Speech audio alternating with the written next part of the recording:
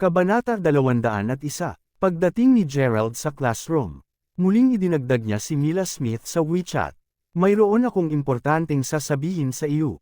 Nag-message siya sa kanya. Siyempre, si Harper ang nagturo sa kanya niyan.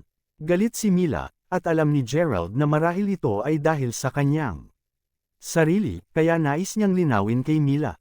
At ang mga salita ay talagang gumana ng maayos, bagaman. Di nagtagal, sumagot si Mila sa kanyang mensahe. Ano ito, bilasan mo at sabihin mo. Panipi, libre ka ba ngayong hapon? Mayroong isang pelikula na nag-online. Lamang na may magagandang pagsusuri. Naghahanap ako ng ilang kumpanya upang mapanood kasama ko. Panipi, itinuro ito ni Noemi. Ang mga mabubuting kaibigan ni Gerald ay pawang nakaupo sa tabi ni Gerald, binibigyan siya ng ilang kapaki-pakinabang na payo. Oh, pagkatapos ay dapat mong hanapin ang magandang batang babae, bakit mo ako hinahanap? Malamig na sagot ni Mila. Naghahanap ako ng pinakamaganda at mapagbigay na tao. Oh, at ang isang taong madaling magalit sa akin upang maging kumpanya ko. Iniisip ko ito, at parang ikaw lang ang umaangkop sa lahat ng pamantayan. Kung hindi, paano mo irerekomenda ang isang batang babae na tulad niya? Panipi. Hindi ko kilala ang ganoong tao. Kung gayon iiwan ka nito na mag-isa ka lang. Bakit ka ganito? Hindi naman ito katulad mo.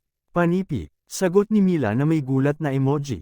Sa totoo lang, ang pakikipag-chat kay Gerald ay nagpapabuti sa kanya at napasaya. So, pupunta ka ba? Nabili ko na ang tiket mo.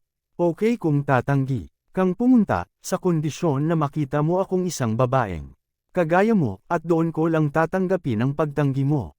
Panipi, haha, okay, pupunta ako alang-alang sa pagiging napakasinsero.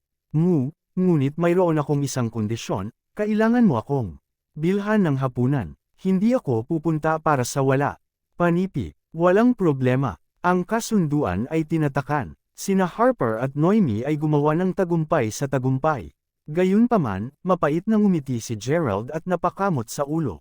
Kaya, maraming bagay na dapat isaalang-alang kapag nakikipag-usap sa mga batang babae. Dati, hindi alam ni Gerald ang tungkol dito.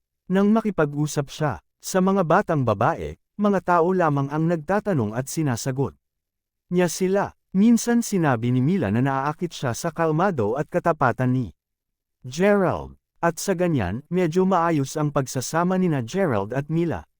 Ngunit tinitingnan ito ngayon. Ang pagdaragdag ng ilang iba pang mga salita sa parehong pangungusap na may parehong kahulugan ay lumikha ng isang buong iba't ibang mga epekto. Ang paglalandi ay nangangailangan ng mga kasanayan at kaalaman. Naisip ni Gerald sa kanyang sarili. Nagsimula ang pelikula alas 11. Plano ni Gerald na makipagkita kay Mila ng alas 10. Nang tumunog ang kampana, lumabas si Gerald palabas ng silid aralan. Biglang nagring ang kanyang telepono, at pagkakita ng numero sa screen, pinapagalaw nito ang kanyang puso. Ito ay isang tawag mula kay Kate Smith.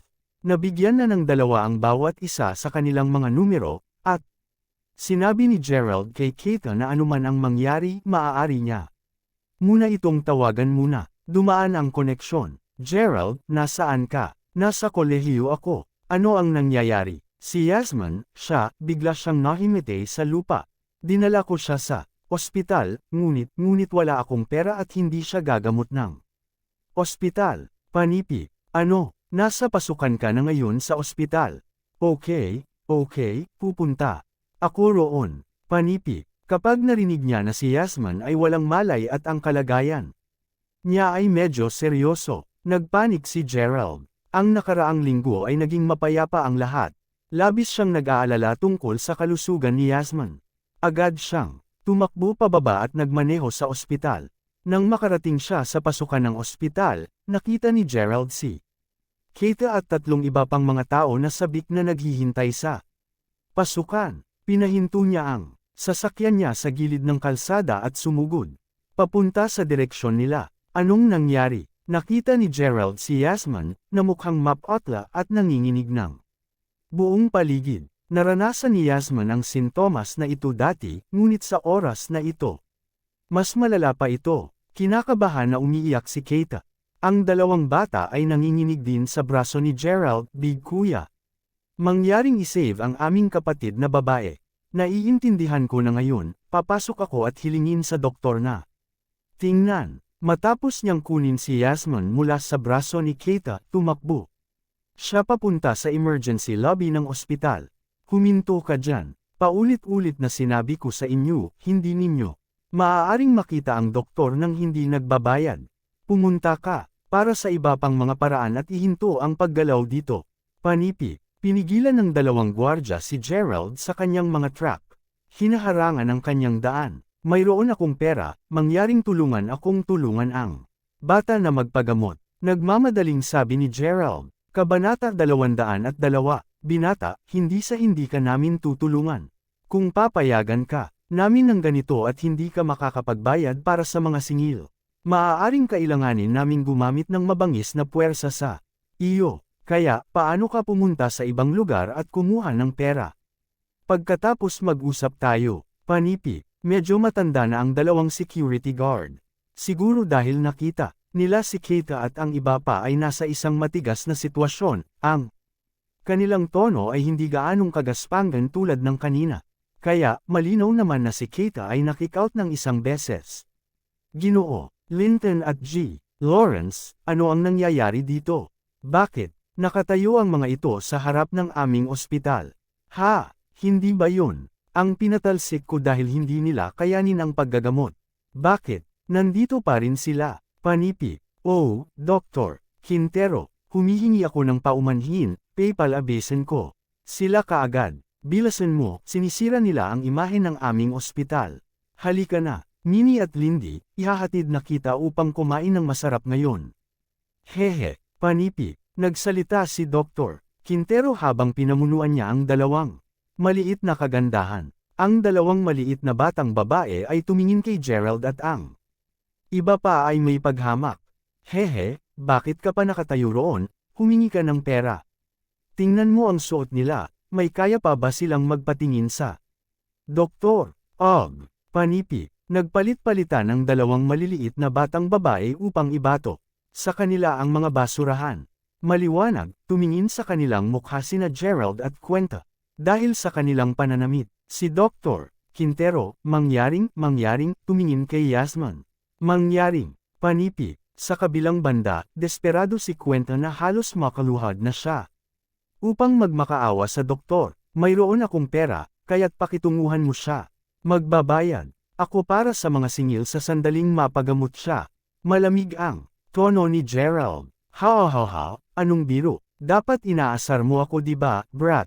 Hindi ka nagmumukhang may taong may pera, haha, huwag mo ring subukang lokohin ako. Ang pinto ay naruroon, kaya mangyaring alisin ang impyerno dito. Panipi, napatingin si Gerald kay Keita. Maghintay ka rito sandali, nangangako ako sa iyo na papasok tayo, panatag niya. Pagkatapos, sinulyapan ni Gerald si Dr. Quintero at ang dalawang maliit na batang babae. Dumaan siya sa gilid ng kalsada, sumakay sa kotse, at tumama ng malakas sa gas pedal. F***, Diyos ko, ano? Lahat sila ay gulat na gulat. Lalo na si Dr. Quintero, na ang mukha ay halos berde. Si Gerald ay nagmamaneho ng isang Lamborghini Reventon, isang $2.7 milyong na marangyang kotse. Hindi niya inaasahan na ganito kay Aman si Gerald. Ang dalawang maliit na batang babae ay natakpan ang kanilang mga bibig sa pagkamangha. Ang visual na epekto na dinala sa kanila ng marangyang kotse ay masyadong malaki. Maaari ba tayong pumasok ngayon? Tanong ni Gerald matapos dumulong sa bintana ng sasakyan. Oo, syempre, aayusin ko ang isang pangkat ng diagnostic sa instant na ito. Hindi na ako kumakain at aayusin ko ang mga bagay. Sa lalong madaling panahon, Panipi, nagpanik si Dr. Quintero, nginitian siya ni Gerald. Ito ay mahirap makitungo sa mga tao tulad ni Dr. Quintero. Hindi nila kailanman pakikinggan kahit gaano pa sila ka-Jose. Magmakaawa, sa halip, makikinig lang sila kapag napatunayan na silang mali. Agad na pinapasok si Yasmin sa emergency room. Mabilis na lumabas ang diagnosis. Ipinakita nito na si Yasmin ay anmiko, at ang kanyang kondisyon ay mas seryoso. Gayunpaman, kumpiyansa ang ospital at tiniyak nila na ang Kanilang paggamot ay makakagamot sa sakit ni Yasmin sa loob ng 1 taon. Nagunhawa sina Gerald at Keita nang marinig ang balita. Ang isang malaking bato ay inangat mula sa kanilang mga balikat. Ginoo Crawford, sa susunod, dapat kang magbayad ng higit na pansin kay Yasmin. Mas alagaan mo siya at tiyaking kumakain pa siya ng maraming prutas. Panipi, sa oras na ito, ang dalawang maliit na batang babae ng doktor ay nagtipon sa paligid ni Gerald. Tumanggo lang si Gerald sa kanyang ulo nang may mapait na ngiti. Pagkatapos lamang ilipat si Yasmin sa silid ng ospital na tuluyan. Nang guminhawa si Gerald, Keita, dapat kang bumalik sa trabaho, o kung hindi ay maaari kang makakuha ng isa pang panayam mula sa iyong boss. Umiling ang dalawang bata. Ayos lang ako, kailangan kong alagaan si Yasmin. Iwanan mo yan sa amin. Tsaka nandito rin si Gerald. Panipi, paano ko maipagkakatiwala ang trabahong ito sa inyong mga lalaki? Bukod, paano kung si Yasmin ay kailangang pumunta sa banyo? Panipi, si Keita ay nasa isang problema din. Hindi lamang siya kailangang magtrabaho, ngunit kailangan din niyang suportahan ang tatlong bata. Gayunpaman, si Yasmin ay naging kanyang unang prioridad. Kung busy ka, pumasok ka na lang sa trabaho. May kaibigan lang ako nalalapit para alagaan si Yasmin. Panipi, ang dalawang nurse. To be honest, hindi rin nag-alala si Gerald. Talagang nakakabagabag kung siya ay mananatili sa likuran at alagaan siya. Kaya, nagkataon lang na nag-isip si Gerald ng isang babae na magiging perpekto para sa trabaho. Tatawagan niya si Jane Zora. F*6. Sa screen ng kanyang telepono, nakatanggap siya ng 30 mga hindi nasagot na tawag mula kay Mila, at binumbahan siya ng mga mensahe sa WeChat. Sanay si Gerald na patahimikin ang kanyang telepono sa mga klase. Sa umaga, nang siya ay umalis sa silid-aralan, nagmamadali siya na nakalimutan niyang i-unmute ang kanyang telepono hanggang ngayon. Sa pagtingin sa oras ngayon, halos alauna na. Sa madaling salita, si Mila ay nakatayo at hinihintay siya ng higit sa 2 oras. Kabanata 203. Ang unang ginawa ni Gerald ay makipag-ugnay kay Jane Zora. Bagaman gusto ni Jane ng pera, nakakasundo pa rin niya ito. Hanggat humingi ng tulong si Gerald sa kanya, handa siyang magpahiram. Tulad ng inaasahan, dumating siya kaagad pagkatapos ng tawag sa telepono. Saka lamang pinunasan ni Gerald ang malamig na pawis mula sa noo. At diniyal ang numero ni Mila. Paumanhin, ang numero na iyong na-dial ay patay. Pinatay ulit ang phone niya. Nagpadala sa kanya ng mensahe si Gerald sa WeChat. Tulad ng inaasahan, na-block siya at ang kanyang numero ay tinanggal. Mas lalo pang sinisi ni Gerald ang sarili niya ngayon. Mas sinisi niya ang kanyang sarili kaysa kahapon sa maling sinabi. Wala siyang ideya kung paano ipaliwanag ang mga bagay kay Mila, patungkol sa kanyang pagiging lateness. Pagkabalik ni Gerald sa kolehiyo, ilang beses pa niyang hinanap si Mila, ngunit napasara niya ang pintuan sa mukha niya. Ni hindi man lang siya tumingin sa kanya. Natatakot siya na ang malamig na gyerang ito ay magtatagal. Magpakailanman, nag-iikot si Gerald sa campus ng mag-isa, huminto sa isang maliit na park at magpahinga doon. Sandali, ang pagharap sa mga isyu sa relasyon ay talagang nag-iisa sa kanya. Ang isang bagay na natutunan niya ngayon ay ang mga batang babae. Na talagang hindi, ibig sabihin nito kung sinabi nilang hindi. Agad niyang naisip si Xavier York. Darating din sila sa maliit na park na ito. Pareho silang mamasyal dito, magkakasabay. Pagkatapos, nagkaroon ng lakas ng loob si Gerald na tanungin si Xavier kung maaari silang magtalik. Matampal, scram. Gerald, anong klaseng babae mo ako dalhin? Panipi. Naalala ni Gerald na nasample at pinagalitan siya ni Xavier. Malinaw na ayaw niya. Sa ugali niya, sinadya talaga niyang sabihin na hindi. Ginawa itong medyo may malay sa sarili sa oras na iyon. Si Xavier ay talagang isang mabuting batang babae, ngunit bakit naging ganoon? Ang mga bagay, sa kabaligtaran, mas mabuti pa ang pagtrato sa kanya ni Gerald pagkatapos ng pangyayaring iyon. Ngayon na naisip niya ito. Hey, mga batang babae.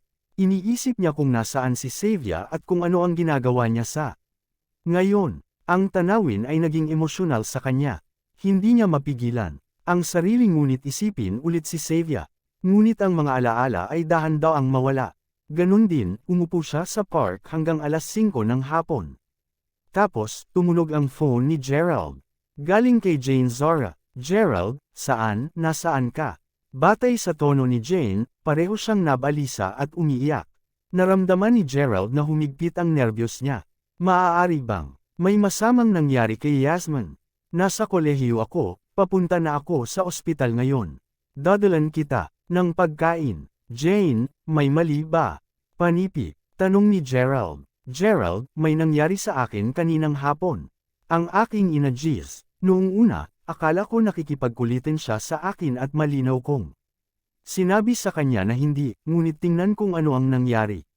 Ngayon, ang aking ina ay talagang nag-book ng isang piging sa Mayberry para makilala ko ang aking blind date. Panipi, Gerald, ayoko talagang pumunta, bata pa naman ako, hindi mo rin ba iniisip? Sigaw ni Jane. Napahinga si Gerald matapos marinig ito. Lumalabas, ito ay isang sapilitang blind date lamang na uri ng sitwasyon. Sa totoo lang, hindi ito ang unang pagkakataon na nangyari ito kay Gerald. Ito ay hindi gaanong nakakagulat sa kanya. Halos oras na para sa kanyang pagtatapos kung tutuusin.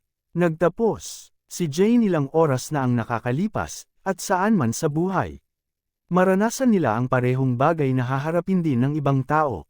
Ang mga blind date ay isa sa mga bagay na iyon. Ayaw mo talagang pumunta, di ba? Ayoko talaga, pero ano sa palagay mo ang dapat kong gawin? Ngayong nag-set up ng piging ang aking ina, nandyan na ang aking blind date. Hindi ito eksaktong isang blind date dahil ang mga pamilya at kaibigan mula sa magkabilang panig ay inaasahan na nandoon para kumain ng sama-sama. Panipi, o sige, sasamahan kita mamaya. Ibabalik ko ang pabor sa oras na ito. Panipi, blandly na sinabi ni Gerald. Totoo. Crawford, ikaw ang pinakamahusay. Pagkatapos, pupunta ka ba bilang aking boss o kaibigan ko? Sabihin na nating kaibigan kita. Mapait na ngumiti si Gerald. Dahil tinulungan siya ni Jane ngayon, nararapat lamang na ibalik niya ang maliit na pabor. Kabanata 204. Hindi mahalaga kung anuman, empleyado pa rin niya si Jane, at dahil nakiusap siya sa kanya, walang paraan na maaari niya itong tanggihan. Kaya sa oras na ito, handa si Gerald na tulungan siya. Matapos maayos ang ayos, nagpunta si Gerald sa ospital at nagdala ng pagkain kay Yasmin. Pagkatapos, hinintay niya ang pagdating ni Kate bago umalis kasama si Jane. Ang hapunan ay ginanap sa isang pribadong silid pahingahan sa isang restaurant sa Mayberry. Hindi ito ang unang pagkakataong nagawa ito ni Gerald, kaya't pamilyar siya rito. Kahit na ang pagbubukas ng eksena ay halos pareho. Itinulak nila ang pinto sa silid pahingahan. Jane, dito ka na. Rin sa wakas. Sino ang lalaking ito? Sa loob ng pribadong silid pahingahan, isang babaeng nasa hustong gulang na nagbihis ng medyo nakaistilong pamamaraan, na inakala ni Gerald na ina ni Jane, ay malamig na nakatingin sa kanya. Sa pagtingin sa medyo ordinaryong sangkap ni Gerald, medyo mababa na ang tingin ng babae sa kanya. Siya ay isang naninirahan sa lungsod, at tila siya ay tumingin sa mga tao sa bansa at ang kanilang pananamit. Ito si Gerald Crawford, at siya ang aking anak na lalaki. Kaibigan, sa kabilang banda, hindi alam ni Jane kung ano ang nangyayari sa kanyang ulo, at ang mga salita ay dumulas lang mula sa kanyang bibig. Hindi ba sila pumayag na maging magkaibigan lang? Ngayon, ginamit ulit bilang kasintahan si Gerald, F***. Nahihiya siya, ngunit dahil nasabi ang salita, hindi siya masyadong nakipagtalo. Gayunpaman, inilabas ni Jane ang kanyang dila kay Gerald. Malinaw na nasa sabik siya. Ano ang iniisip niya? Malinaw, naisip niya na masarap kung boyfriend niya si Gerald. Pinangarap niya ito tungkol sa nakaraang ilang araw. Noong nakaraan, nagustuhan lang ni Jane si Gerald nang malaman niya na napakayaman niya. Ngunit pagkatapos ng ilang oras na pagsasama, nakikita niya ang kabilang panig ni Gerald. Siya ay low-key, introverted, at mapagbigay sa ibang mga tao. Higit sa lahat, lubos na pinagkakatiwalaan siya ni Gerald, naidagdag lamang ito sa kanyang listahan ng mga kadahilanan kung bakit nagustuhan at iginagalang niya siya ng lubos. Labis siyang nabighani sa kanya. Ano ang sinabi mo lang, Jane? Boyfriend mo siya. Panipi. Ang ina at tatay ni Jane ay malinaw na nabigla. Maluwang ang kanilang bibig. Pareho silang mga opisyal sa publiko, kaya mas gugustuhin nila ang kanilang anak na babae na makipag-date sa isang taong may pantay na katayuan sa lipunan. Ngayon na ang kanilang anak na babae ay nagdala ng walang tao sa blind date. Ma, pa, oo, boyfriend ko siya. Kanina pa kami tumatambay. Panipi. Gerald, Crawford, kamustahin ang aking mga magulang. Nang makita na hindi tumutol si Gerald sa kanyang bagong pagkatao bilang kasintahan, nagpa siya si Jane na maging mas matapang pa. Paalala niya kay Gerald, "Kumusta, Ginang Zora? Saan ka nanggaling, batang-bata? Ang aking anak na babae ay hindi isang taong marumi *** na tulad ng maaari mong makuha. Umalis ka dito." Malamig na ngumuso sa kanya ang ina ni Jane. Wala siya rito. Ito ay tumagal sa kanya ng isang buong maraming pagsisikap upang sa wakas ay gumawa ng isang appointment sa asawa ng pinuno. Ngayon, napagkasunduan nilang hayaan ang mga anak ng dalawang pamilya na magkita at magkakilala. Sa hinaharap, ang dalawang pamilya ay magiging biyenan. Ang lahat ay tila napaka-perpekto. Hindi inisip sa kanya na ang kanyang anak na babae ay hindi maglalaro sa mga patakaran. Matapos ang labis na pagpindot at panghimok, ang kanyang anak na babae ay naririto sa wakas na mabuting balita, ngunit hindi niya inaasahan na magdadala ng kasintahan ang kanyang anak na babae. Malapit na dumating ang ibang pamilya. Kung makikita nila ito, maaaring magkaroon sila ng hindi magandang impresyon sa mga Zeres, at ang relasyon sa pagitan ng parehong pamilya ay maaaring maputol. Ang kanyang dugo ay kumukulo, at nang tumingin siya kay Gerald, nakadama siya ng daang beses na mas sama ng loob sa kanya. Habang nag-uusap, biglang bumukas ang pinto ng silid. Sa labas, isang linya ng mga tao ang lumakad na may mga item sa kanilang mga kamay. Ginoo, Zara, ang taos-puso kong paghingi ng tawad. Pasensya na sa huli na kami, hahaha. Panipi. Dumating ang isang pagdiriwang ng 4 na tao, kasama sa kanila. Ang 2 kabataan, isang babae, at isang lalaki. Partikular ang dalaga, nagbihis ng maganda. Sa pagtingin sa kanila, ang Zeres ay hindi manatili sa kanilang katahimikan. Ano ang nangyayari? Ang batang lalaki ay dapat na anak ni G at Ginang Jenkin. At paano naman ang babae? Hindi kaya sinama ng anak ang kasintahan. Nako, G. Zara, ipakilala ko po sa iyo. Pamangkin ko ito, anak siya ng aking pangatlong kapatid. Siya ay pang-4 na taong mag-aaral mula sa Johnhurst University, at narito siya upang sumali sa kanyang pinsan. Panipi, pamangking babae, kumusta ka kay Tio Zara? Gayunman, hindi narinig ng dalaga ang pinag-uusapan nila habang nakatingin ang tingin kay Gerald. Ang sulok ng kanyang mga labi ay pumulupot sa isang nakakainis. Nangiti, "Ha, Gerald, hindi ko akalain na masasagasaan kita rito." Panipi, Kabanata 205, kilala ng dalaga si Gerald. Sa kabilang banda, laking gulat ni Gerald nang makita ang magandang babaeng ito, Whitney Jenkins. Mula pa noong panahong iyon ay binugbog niya si Victor Wright. Tuluyan na siyang nakipaghiwalay kay Whitney. Palagi siyang lihim na nagmamahal kay Victor. Kahit na pagbili sa kanya ng damit ni Gerald, sa kanyang mga mata, hindi maihahalin tulad kay Gerald kay Victor. At dahil kay Gerald, halos mawalan ng posisyon si Whitney sa konseho ng mga mag-aaral, kaya't nang masagasaan siya nito ilang araw na ito, palagi siyang malamig sa kanya. Sino ang may alam na talagang magkakaroon sila ng bangayan dito? Ngayon, Gerald, anong ginagawa mo dito? Nakamamatay ang mga mata ni Whitney. Gerald, magkakilala ba kayo? Nakatayo ngayon si Jane sa tabi ni Gerald. Medyo nagduda ang kanyang tono habang nagtanong. Siyempre kilala ko siya, galing kami sa iisang departamento. Mapait na ngumiti si Gerald. Pagkatapos, tumingin siya kay Whitney. Narito ako upang makilala ang mga magulang ni Jane. Kilalanin ang kanyang mga magulang. Para saan? Mas malamig pa ang mga mata ni Whitney. Ang tatlong miyembro ng pamilyang Jackson ay sabay na tumingin. Kay Gerald, si Gerald ay aking kasintahan, kaya bakit hindi niya makilala ang aking mga magulang? Diretsyong sagot ni Jane na walang pag-aalangan. Wala talaga siyang interes sa kung sino man si Christian Jenkins. Sa katunayan, matapos malaman si Gerald, bumuti rin ang panlasa ni Jane sa tao. Nakilala niya ang isang makapangyarihang tao, kaya't gaano man ka-Jose ang ibang mga tao, wala pa rin silang laban ni Gerald. Sa makatuwid, ngayon si Jane ay may ganitong uri ng pag-iisip. Pagdating sa pagpili ng mga kasintahan, ang kanyang mga salita ay tulad ng isang atomic bomb. Nagulat ang lahat ng naruroon sa sinabi niya. Ito ang may pinakamaraming epekto sa Jenkins. Nagpunta sila dito sa isang mabilis, upang marinig na si Jane ay napaka-konektado sa Mayberry International Inc. Bukod dito, siya ay isang napakagandang ginang, at isinasaalang-alang nila ang kanyang pamilya bilang pantay. Sa kabuuan, siya ang perpektong kandidato upang maging manugang ng pamilyang Jenkins. Gayunpaman, hindi nila inaasahan na malaman na si Jane ay kinuha. Pagkatapos nilang dalhin ang kanilang anak sa blind date na ito.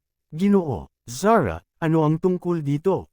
Panipi, malamig na tanong ng tiyuhin ni Whitney. Si Christian Jenkins ay nakatingin din kay Gerald na may puot. In love siya kay Jane. Sa ngayon, sinusubukan niya si Gerald. Sinaksihan niya ang katawan ni Gerald para sa isang bagay na maaari niyang magamit upang ihambing sa kanyang sarili. Nagmamadali na humingi ng paumanhin ang mga magulang ni Jane. Sa mga Jenkins, na ipinaliwanag na ang lahat ay hindi pagkakaunawaan at iba pa, ngunit sa kaibuturan, isinusumpa nila ang kanyang mga ninuno. Mabaho na B*****. Tingnan kung anong kaguluhan ang dinala mo. Sa amin ngayon, kudlit, Tay, huminahon ka. Tulad ng sinabi ni Tio Zara, maaaring mayroong ilang hindi pagkakaunawaan. Bukod dito, ang taong ito, mismo dito ay kaklase ni Whitney. Panipi, inilagay ni Christian ang relo sa kanyang palso. Sa sandaling ito, ang kanyang labi ay napakulot sa isang ngiti. Oh, kaklase, Gerald, sa wakas alam ko kung bakit ka naging kaakit-akit. Nitong mga nakaraang araw, lumalabas na kinuha ka. Sa totoo lang, Gerald, bago ito nanalo ka sa loto at yumaman, ginawa akong talagang hindi komportable. Ngunit nakikita mong binilhan mo ako ng damit kahit nagalit pa rin ako sa iyo, hindi ako naiinis sa iyo. Tulad ng dati, panipi, ngayon, bagaman, mukhang mas nakakainis ka kaysa sa naisip ko. Ibig kong sabihin, paano ka yumaman?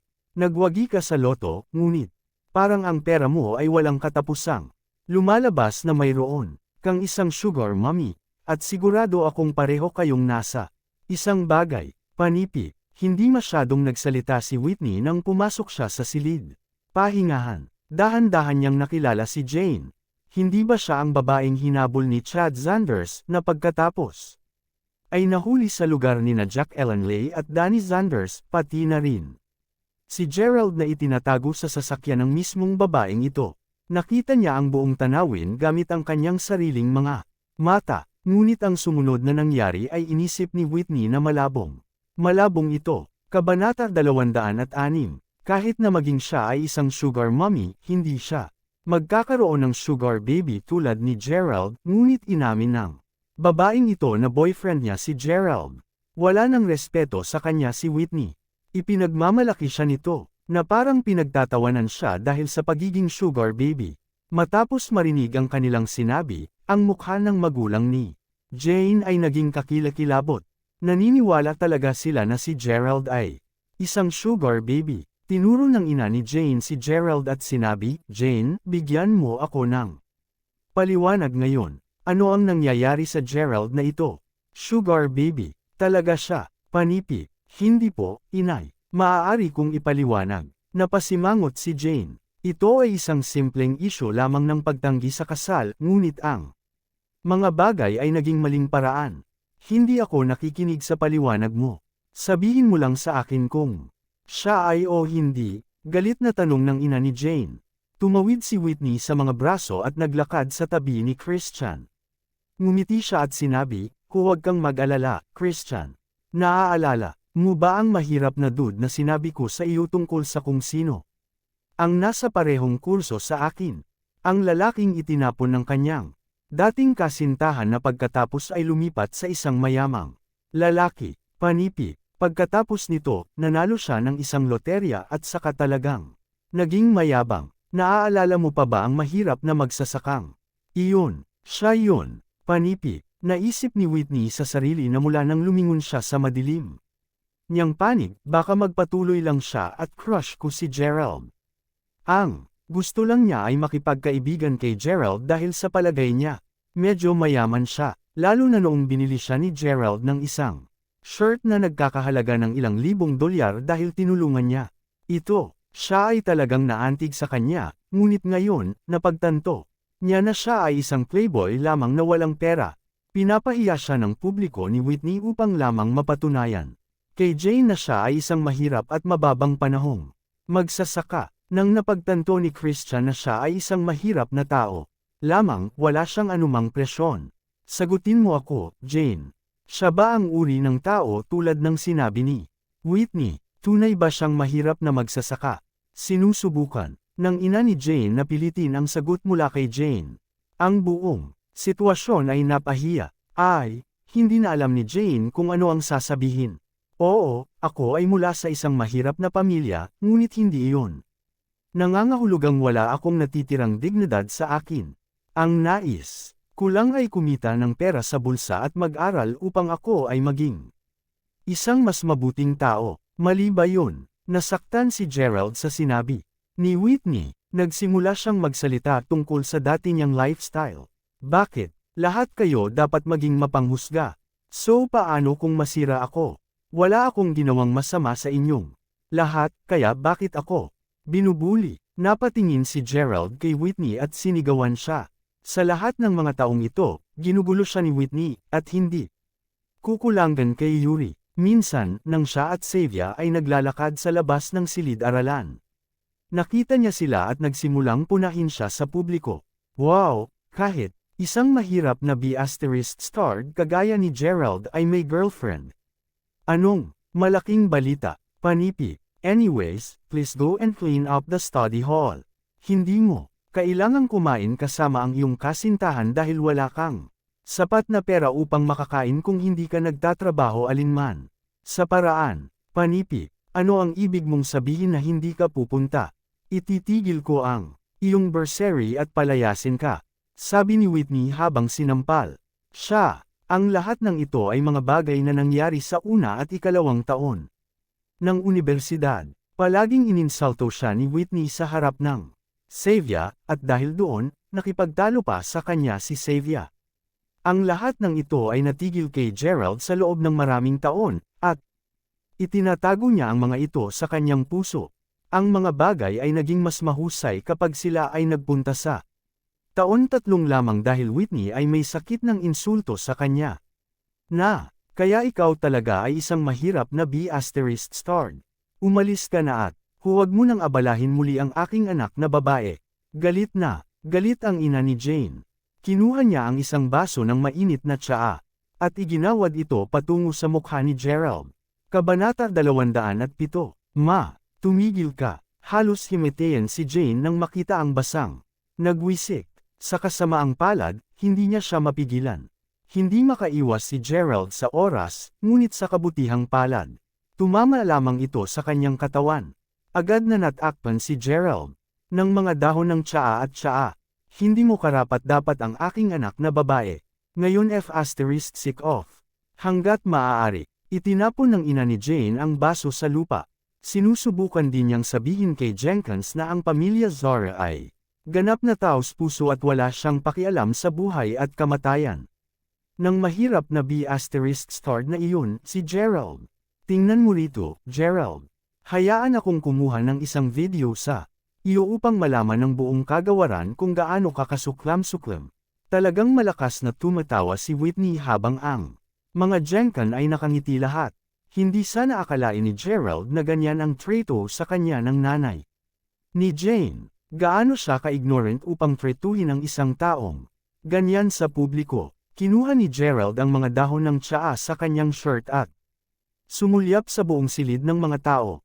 Lalo na si Whitney. Whitney, paano kung isang araw ay napagtanto mong hindi ako ang mahirap na B***starred sa tingin mo ako ay at napagtanto na ako ay mayaman? Ano ang gagawin mo? At kayong lahat na napupuot sa mahirap.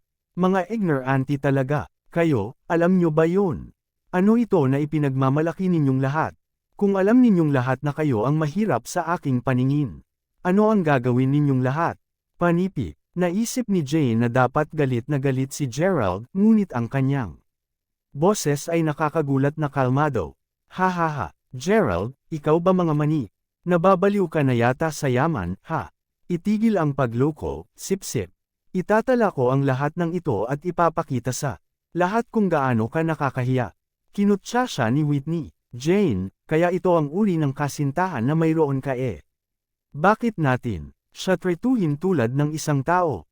Tumingin sa kanya, mukha ba siyang tao? Ang ganitong uri ng mahirap na B***starred ay magwawakas lamang sa kalye. Panipi, tama iyan. Tingnan mo ang suot niya.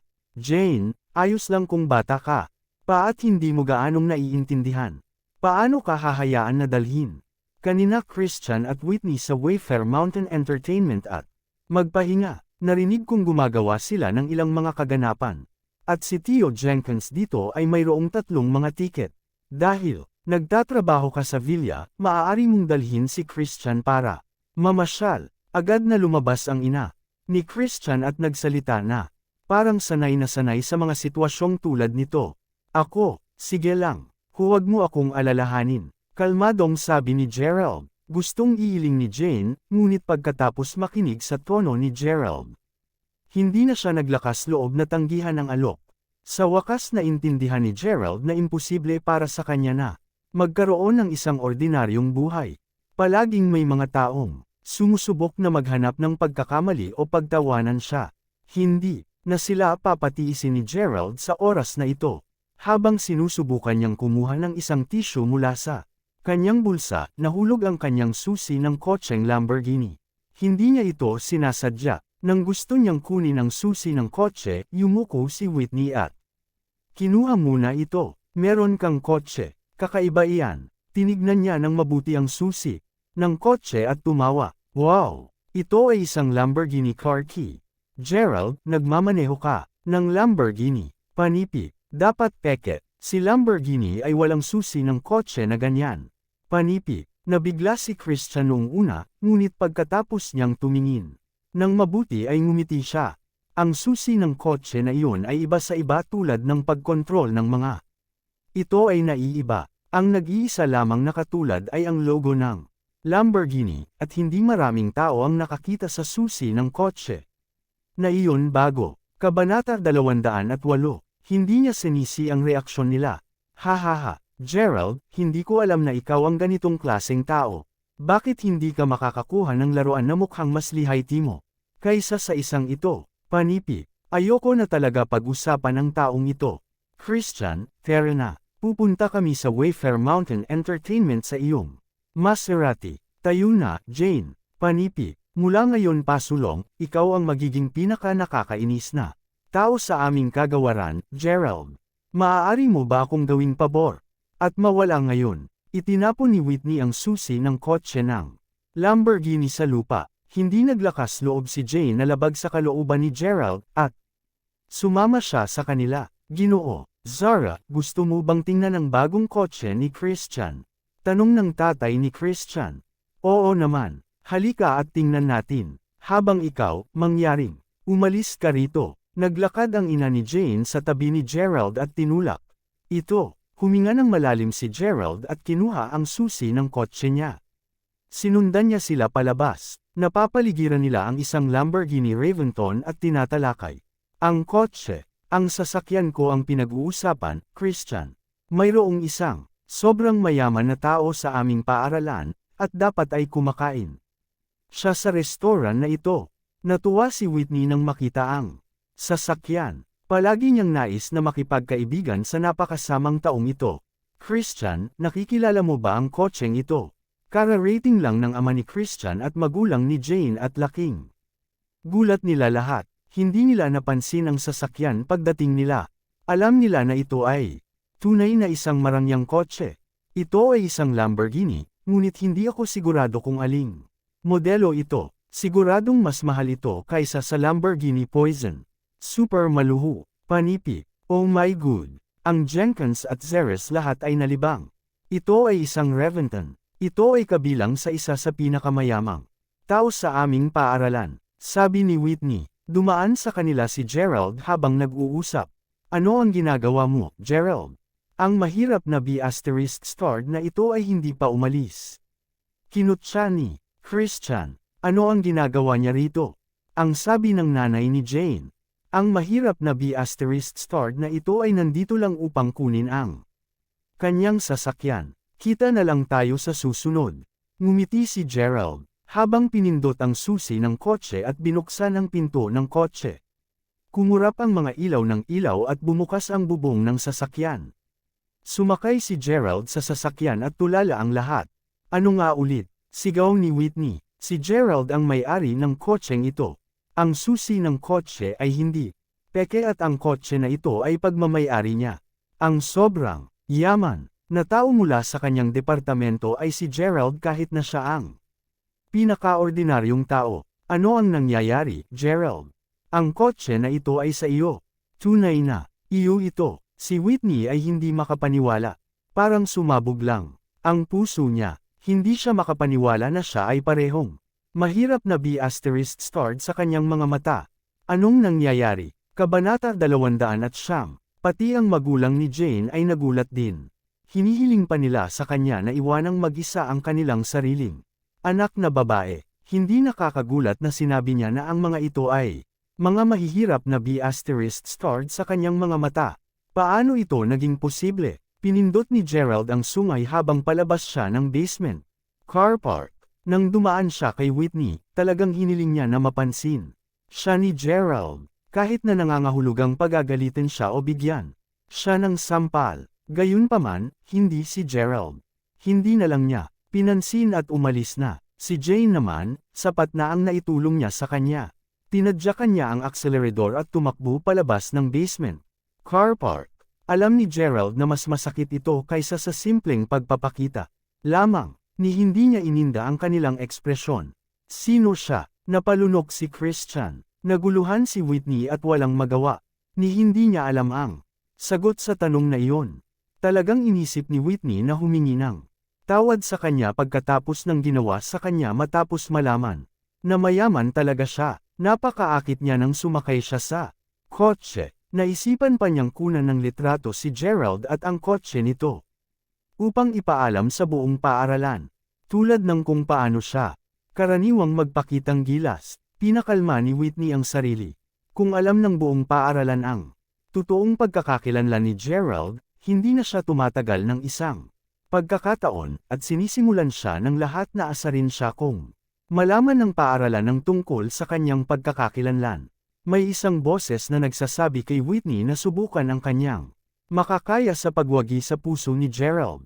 Karamihan sa mga kwento ng pag-ibig ay laging nagsisimula sa mga pangunahing tauhan na napupuot sa bawat isa, sinabi niya sa sarili. Samantala, matapos malaman ng lahat ang pagkatao ni Gerald, lahat sila ay tumingin kay Jane. Umiling si Jane at sinabi, huwag mo nang isiping tanungin ako. Wala akong alam. Panipi. Babalik kay Gerald. Alas 7 na ng gabi. Matapos i-text ni Gerald si Kate upang matiyak na okay si Yasmin, bumalik siya sa hostel. Tumunog ulit ang phone niya.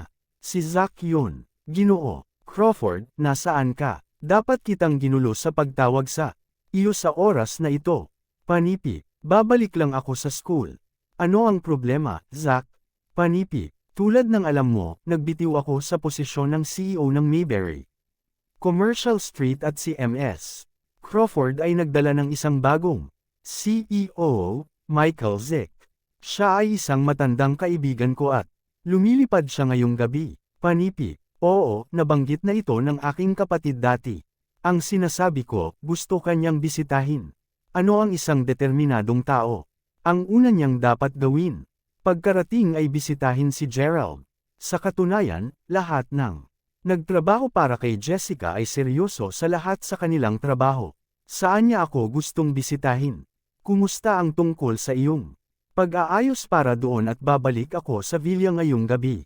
Maaari tayong magkita sa villa, Panipi. O sige, G. Crawford. Agad na nag-drive si Gerald pabalik sa villa matapos niyang mabitin. Hindi niya gaanong nalalaman ang tungkol sa taong ito na nagngangalang Michael, ngunit dahil magpapasyal siya, kailangang nandoon si Gerald. Ang kanyang kapatid na babae, si Jessica, ay maaaring pamahalaan ng lahat. Dapat nandoon lang siya. Sa lalong madaling panahon, nang makarating si Gerald sa villa, ang kaganapan na nangyayari sa Wayfair Mountain ay malugod na.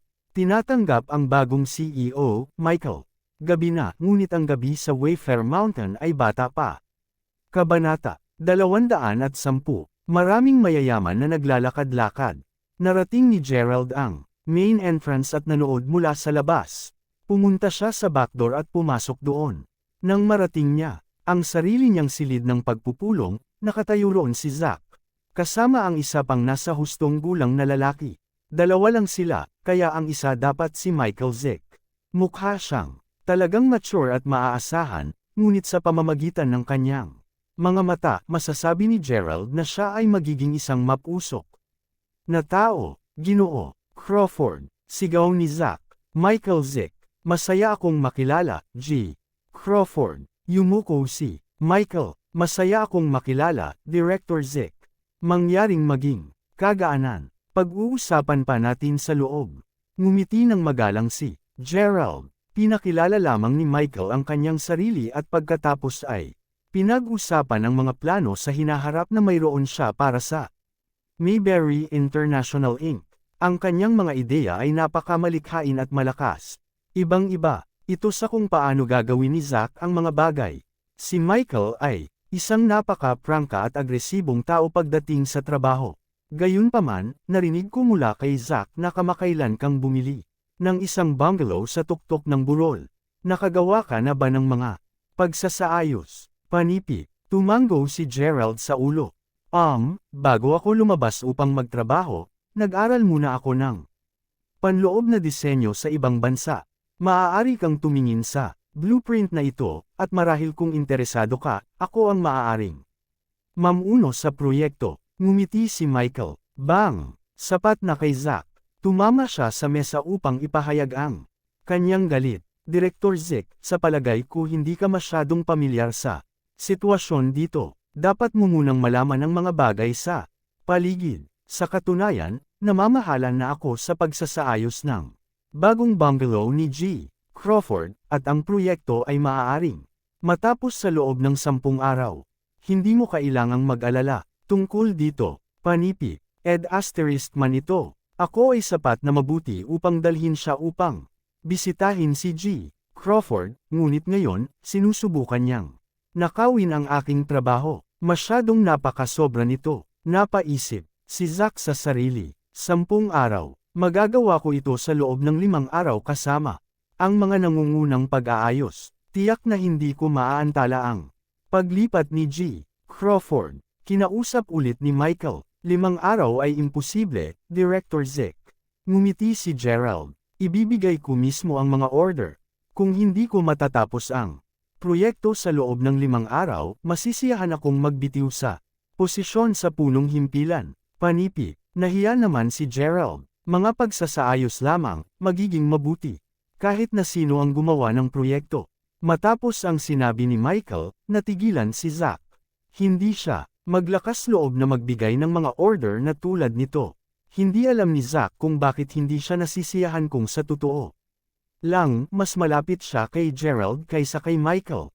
Ang pagsasaayos ng bungalow ay ipinasa kay Michael upang hawakan. Matapos ang pagpupulong, lumabas si Michael upang salubungin ang mga panauhin habang si Gerald ay bumalik sa kanyang sariling silid tulugan upang magpahinga. Pareho ka pa rin ng matanda, Michael. Napaka-agresibo at gusto ko iyon, ngunit dapat kong ipaalala sa iyo, dapat kang mag-ingat sa pagtatrabaho sa Mayberry, lalo na kapag nagtatrabaho kasama si G. Crawford, tulad ng alam mo ang kanyang pagkakakilanlan ay hindi pa rin alam ng publiko. Panipi, naiintindihan ko, karamihan sa aking mga kalalakihan ay hindi Alam ang tungkol sa kanyang pagkakakilanlan. Kahit asawa ko hindi. Alam ang tungkol dito. Muntik na kitang matanggal sa huling pagkakataon na hindi ko sinasadyang mailantad ang kanyang pagkatao. Hindi ko nauulitin ang parehong pagkakamali. Ngumiti, si Michael. Huminga ng malalim si Zack. Marahil iyon ang kanyang pinakamalaking pagkakamali sa lahat ng oras nang halos mapunta niya sa gulo si Gerald dahil kay Nigel Fisher. Bumalik si Gerald sa kanyang kwarto, ngunit hindi siya nakatulog kaagad, kagaya ng iniisip niya tungkol sa isang bagay. Tumawag ang kanyang kapatid. Kaibigan, may 2 araw pa na natitira. Ano ang ginagawa mo? Natapos mo na ba ang hiniling kong gawin mo? May natitirang 2 pang milyon. Sinusubukan mo ba akong patayin? Sigaw sa kanya ng ate niya. Pagkatapos ay napagtanto niya na 8 milyon lamang ang ginastos niya sa bungalow. Ay hindi? Ano ang magagawa ko? Paano ko gagastusin ang 2 milyong yun? Gerald ay gising sa buong gabi na iniisip kung paano gugulin ang pera. At sa wakas, mayroon siyang ideya. Hanggang dito na lang ang ating kwento. Huwag kalimutan mag-like, share and follow for more story ng Ang Lihim na Mayaman.